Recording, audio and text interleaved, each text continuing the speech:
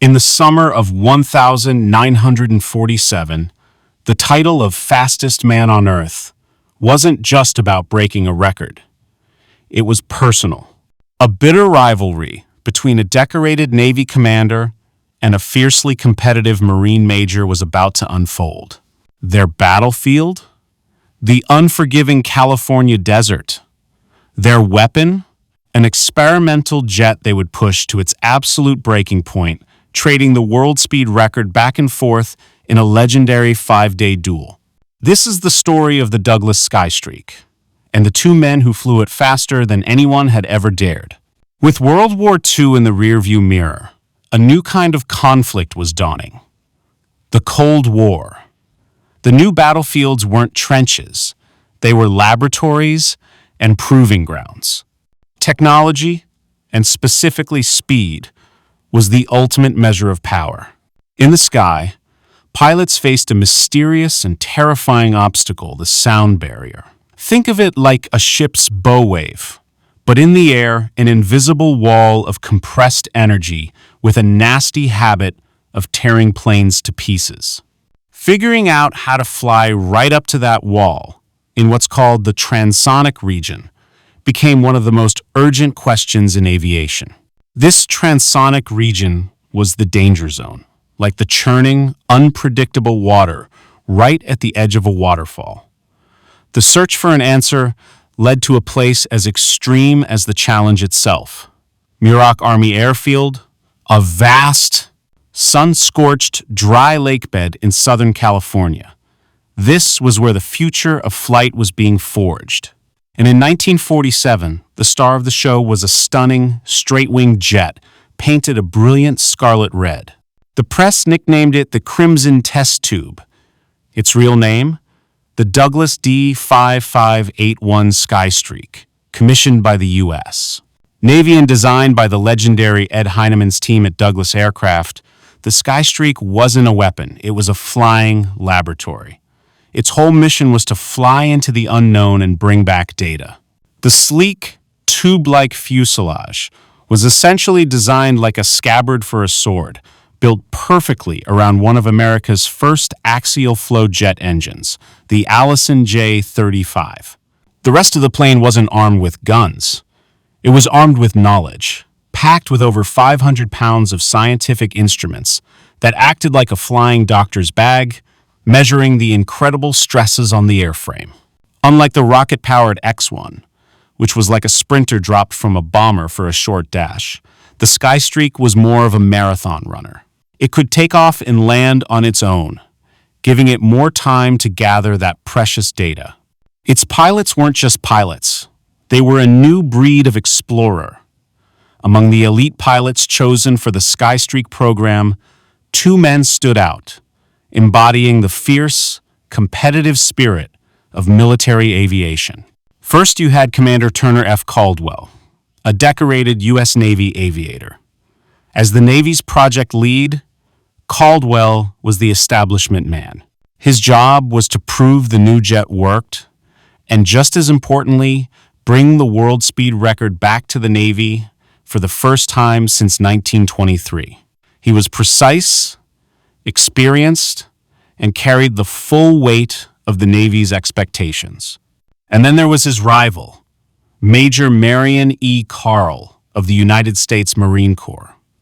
Carl was a decorated flying ace from World War II, known for his relentless competitiveness and iron will. For him, this wasn't just about the data. It was a matter of pride for the Marine Corps, a chance to prove their pilots were the best of the best. The stage was set at Muroc for a showdown not just between two pilots, but between two branches of the military. To understand this duel, you have to understand the pride at stake. It went deeper than just two pilots, the U.S. Navy and the U.S. Marine Corps, while sister services, have always had a competitive relationship. For the Navy, which commissioned the Skystreak program, this was their project. Caldwell was their hand-picked man, tasked with bringing glory to the Navy. A record would be a validation of their investment and their aviators. But for the Marines, It was something more. Marion Carl, already a legend, represented an entire culture of fighting to be the best against all odds. For the Marine Corps, watching the Navy, their parent service, develop this high-profile project was a challenge. Beating the Navy's top pilot in the Navy's own jet would be the ultimate statement, a testament to the skill and grit of a Marine aviator. On the ground at Mach, this dynamic was palpable. Caldwell and Carl were professionals. They shared technical information and maintained a friendly demeanor. You could see them smiling in photographs. But everyone knew what was simmering beneath the surface. It was a classic clash of styles. The methodical Navy project lead versus the aggressive Marine combat ace. Every conversation, every test flight was a quiet prelude to the main event. It wasn't a rivalry born of animosity, but of immense professional pride. Each man respected the other, but each was absolutely determined to prove that he and his service was superior. August 20th, 1947. You could feel the tension in the air at Mach. Commander Caldwell climbed into the cramped cockpit of the first Skystreak. Now, setting a world speed record isn't a simple drag race where you just floor it. It's more like a tightly judged Olympic event. Officials from the International Governing Body for Air Sports were there to make sure every rule was followed. Caldwell had to make 4 passes over a 3-kilometer course, twice in each direction, like having runners swap lanes and race back to ensure a tailwind gives no one an unfair advantage. He had to fly dangerously low, screaming across the desert floor at just 75 feet. To save fuel, his turns between passes had to be brutally tight, slamming him with crushing G-forces.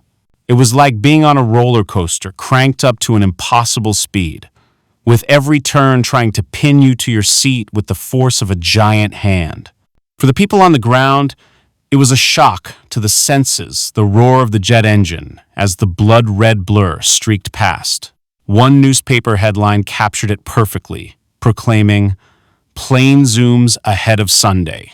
When the official numbers were tallied, they were stunning.